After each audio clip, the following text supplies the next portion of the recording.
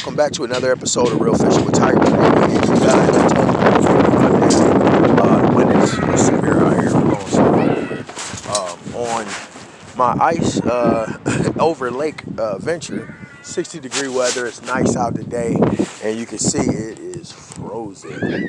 Goodness gracious! But guess what? So I've never done ice fishing before. Always wanted to, but didn't want to feel like getting out on there. Well, it ain't about feel like scared to get out there because, I mean, I'm a big guy, man, and if that ice ain't right, and I don't really know what I'm doing with the ice fishing, I've never done it, it would be crazy. But today I got some exciting news. So I bumped into a fellow angler, and he told me, hey, there's some holes over there. Somebody drilled some holes. So there's one. I got a line in there, as you can see. There's two. And there's three. And there's two more down there. And I'm going to show you where I started at. This is pretty cool. The wind is blowing the poles.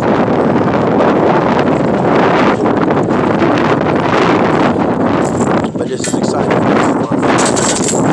Experience this fishing ever in my entire life. It's pretty cool. So we're going to walk over here and I'm going to show you this. Boom, look at that.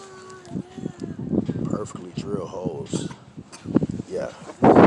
So if you can be patient and you can stand the elements, you can definitely catch fish because they're going to eat.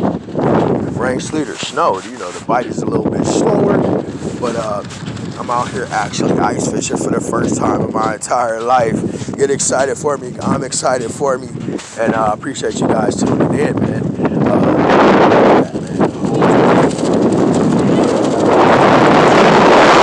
I'm going to kind of show you real quick. On my belly,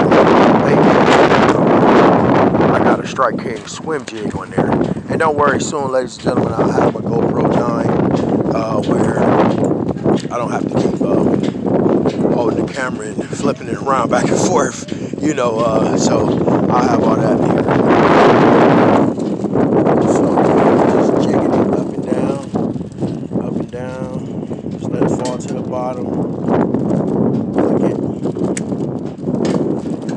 it up. You see this lure down there dancing around. Hey, come on, big boys. I know you want to eat it.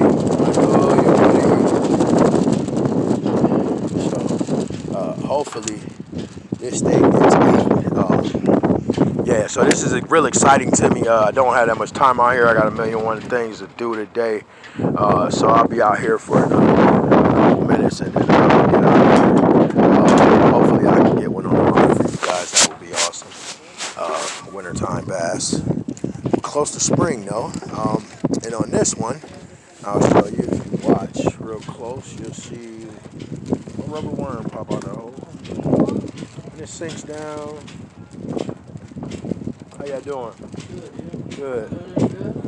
No, not yet. Haven't been out here that long though.